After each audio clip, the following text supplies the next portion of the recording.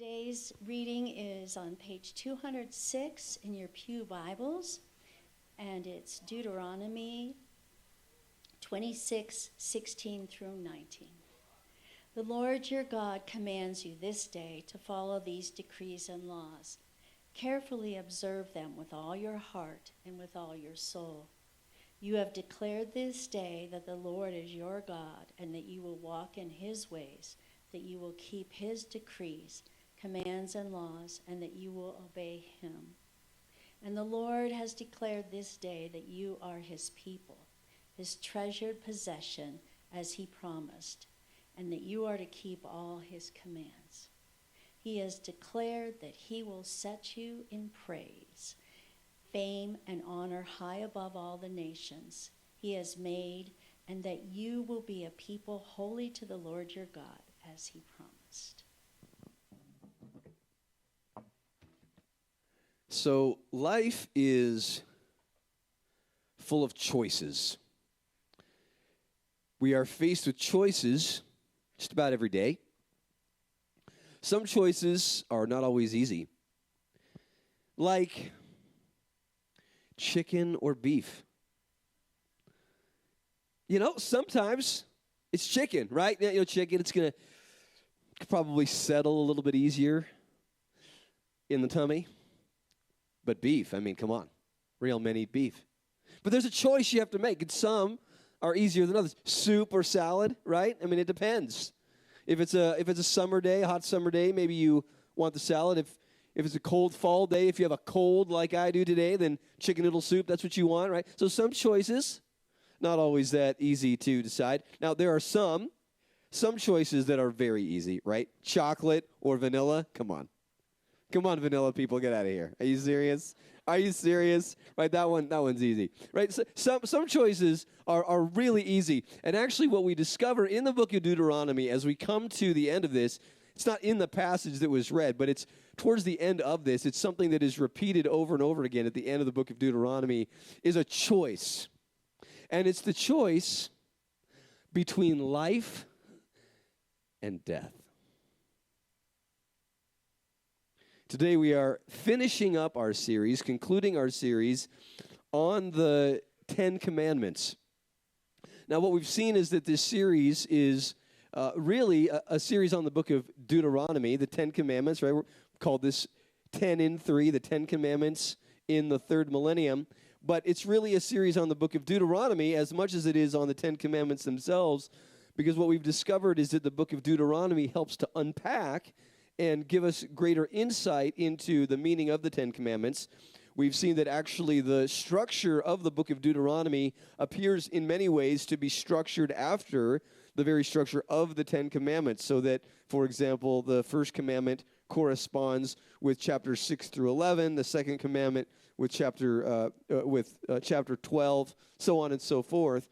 And so then as we come to this section here, it's really concluding, it's a concluding paragraph that brings this whole discussion of the Ten Commandments to a conclusion. And so because of this, it sort of summarizes and gives us maybe a big picture perspective of what the commands are all about. In other words, what I think emerges in the text that was just read is we discover both the nature and the purpose of the commandments. The nature of the Ten Commandments, the nature of the law of God, and then the purpose of those commands. And what emerges here is this. First, we'll look at the nature. The nature of the commands is this. The commands are primarily a matter of the heart. That before we even look at how they are to be lived out physically, lived out socially, that this concluding passage wants to remind us that actually what is most fundamental is what's going on inside the heart. We see this here in verse 16. It says, "This day the Lord your God commands you to do these statutes and rules." Right? So here Moses again is sort of summarizing all that's been said in the chapters that preceded this. And then it says this, "You shall therefore be careful to do them with all your heart and with all your soul." It's talking about an inward disposition that is in line with the law of God. Certainly it manifests itself in our outward actions, but it begins with what is going on the inside. And we shouldn't be surprised that this insight into and emphasis on the importance of the inner self corresponds to precisely what we find in the final commandment, in the 10th commandment. Look what it says here in the 10th commandment, back in chapter 5. And you shall not covet your neighbor's wife, and you shall not desire your neighbor's house, his field, or his male servant, or his female servant, his ox, or his donkey, or anything that is your neighbor's, right? So it's this idea of desire, coveting, desiring. And the idea here is that when you look at the other commandments, thou shalt not kill, thou shalt not steal, thou shalt not commit adultery, those outward actions, the reality is they all begin with our desire. Well, why do you steal from somebody? Well, because you desire what they have. Why might you hurt or kill somebody? Because they are preventing you, at least in your mind, they're preventing you from getting what it is that you want. So it all begins with your desire, right? And so I think it's important that we see this notion of the inward nature of the commands that is present in the book of Deuteronomy, that this is not just something that Jesus comes up with, right? When you look at Jesus' understanding of the commands, this comes through, but Jesus isn't actually saying anything novel. Let's just kind of look here at Jesus' own interpretation of the Ten Commandments. We've looked at this a few times as we've gone through the commandments. Here in Matthew, in the Sermon on the Mount, Jesus kind of gives his own sermon of the Ten Commandments, which is really better than any of the sermons that I've given, but whatever. Anyway, so Jesus gives his own sermon on the Ten Commandments. I highly recommend that one. You can just read it in your Bible. But here's what he says. You have heard that it was said to those of old, you shall not murder, and whoever murders will be liable to judgment. But I say to you that everyone who is angry with his brother will be liable to judgment. You see this? He's saying what's going on inside the heart is really what's first and foremost, and that if what's going on in the heart itself, it can be a violation of the commandment even before whatever action that may come forth. It says this again a few verses later in another context. You have heard that it was said, you shall not commit adultery. But I say to you that everyone who looks at a woman with lustful intent has already committed adultery with her in his heart, right? So again, he's talking about this heart posture. What I want us to see here is that Jesus isn't actually saying anything new. He's highlighting what the Ten Commandments themselves, the 10th commandment, already observed. And then also later on in Deuteronomy points out the importance of this posture of the heart, that the commands begin in the heart. Now, why is this heart posture so important? Why does this matter so much? And I think we can kind of put it this way. External obedience alone is fragile and fake. External obedience alone, it's fragile and fake, right? If you follow the law on the outside with your actions and whatnot, but it doesn't really reflect what's going on inside, well, it's fragile. That eventually, it's fragile first, right? Eventually, your true colors will show. In other words, you can keep whatever your sinful disposition going on, you can keep it at bay only for a period of time, but ultimately it's going to come out. It's a little bit like, I like to say that sin is like lava that sits beneath the earth's surface. And, it can stay underneath there. Most of the time, we don't even notice that it's there, right? You're just kind of walking around. Nobody really thinks about the fact that there are, just gallons and gallons and gallons of molten lava underneath your feet. Did you know that? Yeah, most of us don't really think about that.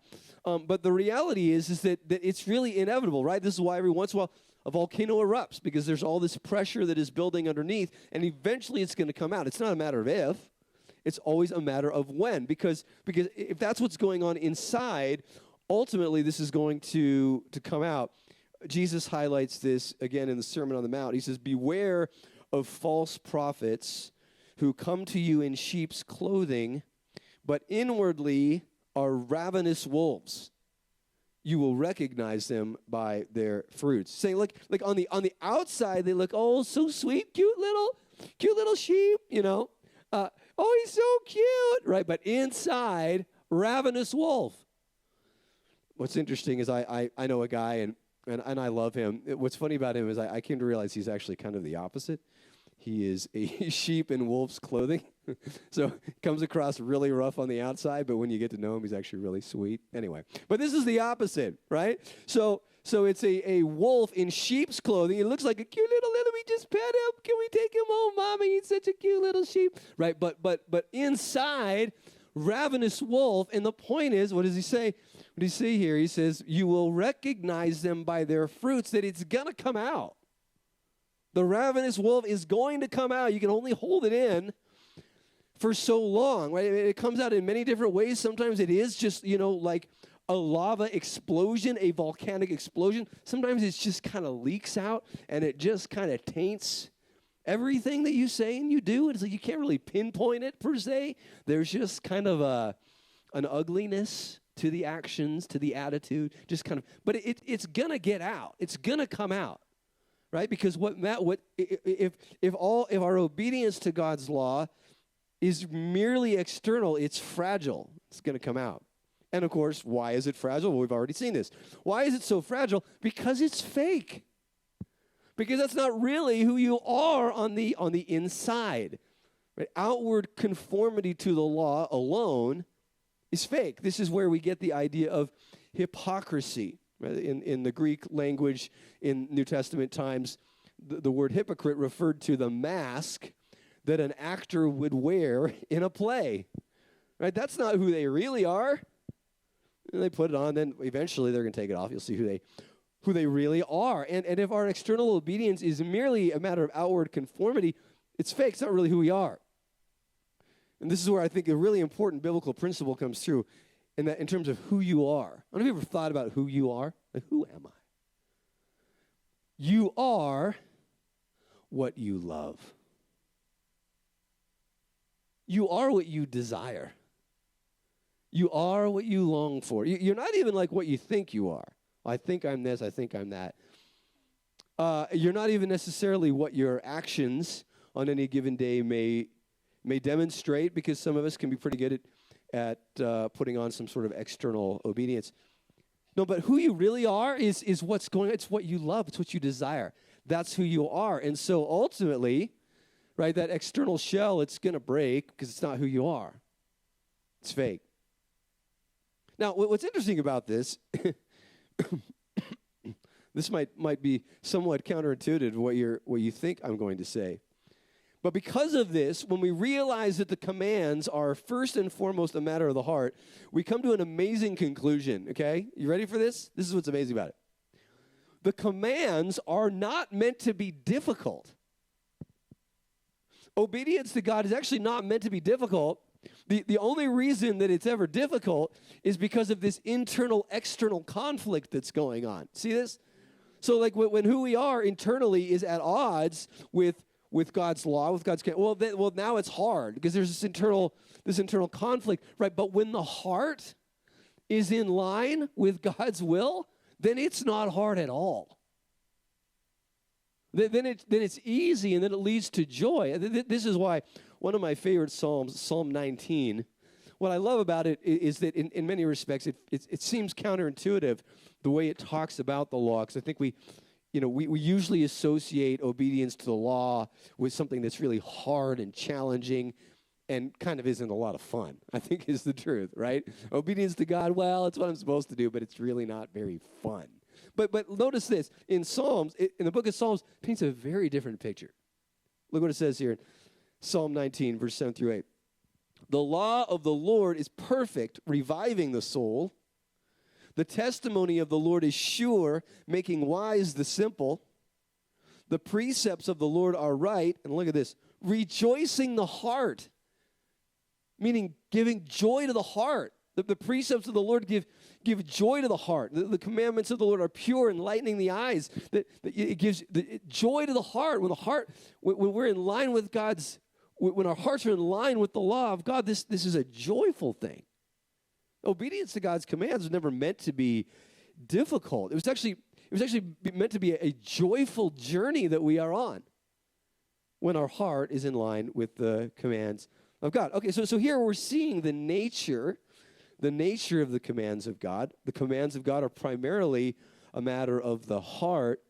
And secondly, we see that we see the purpose of the commands. The purpose of the commands is to draw others to God.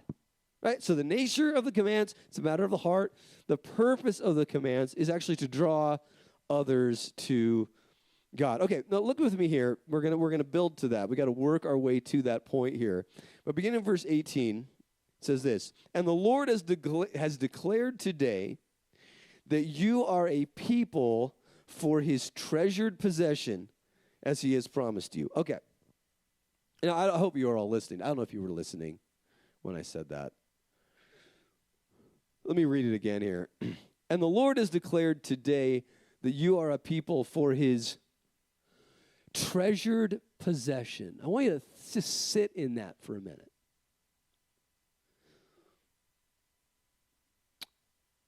Anybody ever seen the movie Goonies? This is dating me a little bit here. Okay, I'm just going way back. Okay, so when I think of treasure, I think of the movie The Goonies. Right? It's about these kids, and they find a map. I think it's been a long time since I've seen it. They find a treasure map, and they follow this map to this cave where they find this pirate ship, and there's this treasure chest, and it's just full of rubies, and it's full of gold, and when they find this treasure, like, they just light up, like the looks on their faces, like they realize that their life will never be the same. Like it's just this treasured possession. They just light up when they see it. Okay, think about that. That's what I think about with treasure. Okay, and another way of thinking about this idea of a treasured possession is you think about what would you, if your house was on fire, what would you grab? If you only had time to grab two things, what are those one or two things that you would grab? Those treasured possessions, those things that you can't imagine not having around anymore. Those things that when you have them, they just elicit this joy, right? You know what I'm talking about? That's a treasured possession. Okay, now here's the point. Do you realize what God's treasured possession is? Do you know what God would grab if the house was burning down? Do you know what He would grab? You.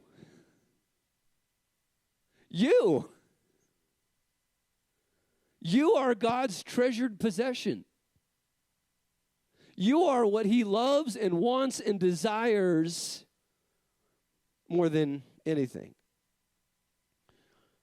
Okay, that's not even where I was going. It's like a sub point. It's a big one. We could spend the whole day on that, but then I would miss the rest of the sermon here. But hold on to that, okay? You are His treasured possession. Okay, that was just that part there. Okay. Now, because of this, secondly, two things. So we are His treasured possession. Secondly, we should keep His commands. Okay, so moving on, the second half of verse 18, and that you are to keep all His commands. Now notice this here. It's crucial because it's not saying that you keep His commands in order to be His treasured possession. Do you see this? Like, you are His treasured possession. That's just the way it is. You are His treasured possession no matter what you do, okay?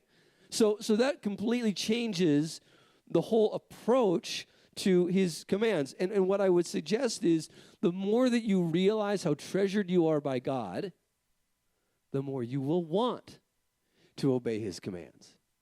Right? When you realize when somebody is really good to you, and the more you are aware of that, of how good, the more you want to do things for them. And I would suggest that the more that you come to appreciate how much God loves you, the more you appreciate how certain the goodness of your future is because of God, regardless of whatever you may be going through now or have been through in the past, the more you rest in the certainty of the goodness of what is ahead of you because of God's love for you, that you're going to want to obey His commandments. We should keep His commandments, that there's no better way. There's no better way to live your life than to follow these commands. Okay, moving on here. Verse 19. And that he will set you in praise and in fame and in honor high above all nations that he has made, and that you shall be a people holy to the Lord your God as he has promised. Okay, here we see this idea that we are then called to be holy, which simply means to be set apart, right? Set apart from the nations, that our life, notice this, that the way we live our lives is how we are set apart from the nations. Right? This is crucial. Okay? What is it that ought to set apart a Christian from others that they know? Is, get this, it's not that we go to church on Sunday. It's not that we read our Bibles. It's not that we're in community group. That's not it. It's not our religious activity that's, I know they're a Christian, that they go to church, right? Oh, yeah, okay, that's all. As if that's what is going to mark out who God's people are. No, actually what is to mark us out as holy and set apart is the way we live. It's our obedience to the commands of God that sets us apart, marks us out as different. John 13:35 says, "By this all people will know that you are my disciples if you have love for one another." Like, well, that's a Christian community, because look how they love one another. Look how they forgive one another. Look how they help one another out. Like that, wow, okay, that's... Oh, they go to church? Oh, I didn't know. Oh, yeah, I guess they do go to church. Okay. But they love one another. They care for one another. Right? There's an obedience to the commands of God that marks them out as different. Now, okay, now what is the goal then of this? Right? What is the goal of this obedience? And we might think to ourselves, well, okay, it's so that we receive the praise of God, right? It talks about how he will set you in praise and in fame and in honor and high above all the nations, right? So do we live in obedience, right, so that we can receive all of this praise and this honor and this glory? And you might come to that conclusion if you're just looking at this passage. But notice here, and I love, there's a number of verses I could turn to, but notice here in Psalm 86:8, listen what it says here. It says, all the nations, talking to God, all the nations you have made shall come and worship before you, O Lord, and shall glorify your name. In other words, what emerges here is that the fame that we achieve or garnish, the praise that we receive for the way in which we live, is actually not ultimately for us at all. It's ultimately to draw the nations to God. That's what we're doing, is we are showing the nations who God is in order that he may be praised, that we are his treasured possession. What's one of the things that he treasures about us is that we are the means through which his goodness and his glory reach the nations. Like we're the plan. We're God's plan to show the world how great God is. My father is a violinist, professional violinist, and so one of the things that means about him is that he treasures his fingers. He treasures his fingers, right? His fingers, like he really takes care of his fingers. He loves his fingers, you know? I've never seen a man love his fingers as much as my father loves and cares for his fingers, right? I mean, the kind of lotion and the discipline with which he applies that lotion to his fingers. We grew up in Wyoming, which is a terrible place for a violinist, where it's so dry and so easy for your fingers to crack. And he just so diligently, day after day after day, applied this lotion, caring for his treasured possessions, right? And they are his treasured possessions. Why? Because they are the means through which he's able to make music. They're the means through which he's able to play the violin and make music. Listen, in the same sense, we are the fingers of God. God treasures us because we are the means through which the music of God reaches the nations. You see this? He called us to be the means through which the goodness and the glory and the love of God reaches the nations. Friends, what is the nature of the commands of God? The nature of the commands of God is that it begins in the heart. It's a posture of the heart. And secondly, what is the purpose of the commands? To be used to draw the nations to the Lord. Right? And of course, we do this. We do this through faithfulness, right? The faithfulness of the commandments, through telling the truth, through compassion. All of these ways in which we love one another become the means through which others are drawn to the Lord. Now, in just a few moments, and this is what I love about the Calvary family of churches. One of the things that you'll find in our network of churches is that we take communion every Sunday. And that's not always common in a lot of churches these days. We take communion every Sunday.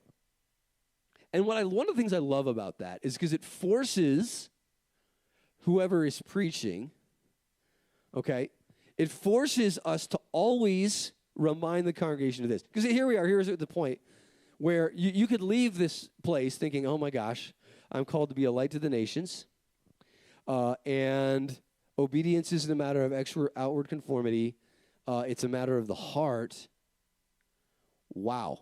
How do I do this? Right? Right. How do I get my heart to reflect the commands of God? And this is why communion is so important. Because communion every week reminds us you can't do it. You can't change your heart. Ultimately, it is God who changes our hearts.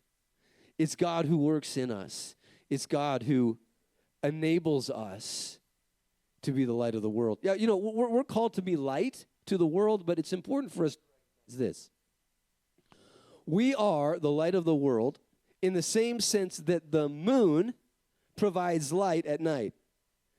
And did you know that the moon has absolutely no ability to produce light on its own? The moon only produces light by reflecting the light of the sun. That's how it lights up at night. And in the same sense, the only way we can ever be obedient to God's commands, the only way we can ever be a light to the nations is if we are reflecting the light of God. It's God's love working in us that enables us to do this. I mentioned that the book of Deuteronomy presents us with this choice. The book of Deuteronomy historically chronicles the life of the people of Israel as they stand on the banks of the Jordan River, getting ready to go into Palestine, getting ready to go into the promised land. And Moses is he's kind of giving them a pep talk. I mean, that's probably a kind of a flippant way of putting it, but he's giving them a pep talk before they go in. And it's at this point when he says, you're going to choose, you have a choice here. You can choose life or you can choose death. Right? You can choose obedience to the Lord or you can choose disobedience, and obedience leads to life and disobedience leads to death. You have this choice. But right before that, he says something really enigmatic, really mysterious about the commands of God. Let me read for you what he says here. For this commandment that I command you today is not too hard for you, neither is it far off. It is not in heaven that you should say, who will ascend to heaven for us and bring it to us, that we may hear it and do it. Neither is it beyond the sea that you should say, who will go over the sea for us and bring it to us, that we may hear it and do it, right? He's saying it's not something far away, something that's out of reach, something that is unattainable. He says this, but the word is very near you. It is in your mouth and it is in your heart so that you can do it. So he's saying the commands of God are not hard, they're not far off, they're not unobtainable, they're not unreachable. But the reality is if you then look at the subsequent history of the people of Israel, after this whole scene on the banks of the Jordan River, you kind of have to ask yourself, or really ask Moses, really? Because what you discover is that the people of Israel, it does not seem like it's easy for them. In fact, we discover them time and time and time again, not being obedient, not following, not in any way, shape, or form doing what it is that they are called to do. And so the question is, well, how can this become easy? Is there a way in which this can become easy? And here's the Christian answer to this. What enables us to follow the law of God is what Jesus has done. It's the coming of Jesus. And notice this in the book of Romans. Paul quotes from precisely this book here, in the passage I just read. Listen to what he says here. For Moses writes about the righteousness that is based on the law, that the person who does the commands shall live by them. But the righteousness based on faith says, do not say in your heart who will ascend into heaven, that is to bring Christ down, or who will descend into the abyss, that is to bring Christ up from the dead.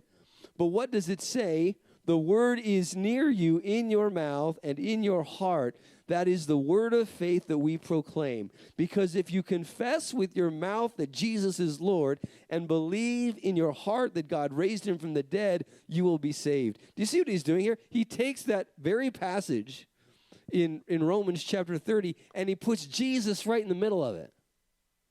He says, well, what is it that brings the law of God near to us? What is it that brings the commands of God near to us? It's Christ. It's Jesus. It's the incarnation of God who came and lived this life, lived precisely what Moses commanded his people to do. He did what the Israelites were unable to do. And what Paul then is emphasizing here is that when we rest in Jesus, when we turn to him in faith, when we are united with him in faith, he enables us to begin to live a life of obedience. It's a process. It doesn't happen perfectly, but it's entirely our dependence on him. This is why we always take communion. Because communion reminds us that the calling that we have is not something that we can achieve. It's something that we must daily depend on the love of God revealed in Christ to work in our hearts for. We now come to our time of communion. As you can see, communion is an opportunity now for us to profess our faith in Christ. It's an opportunity for us to confess that we have failed to follow God's commands. It's an opportunity to confess that we've tried to do it on our own strength.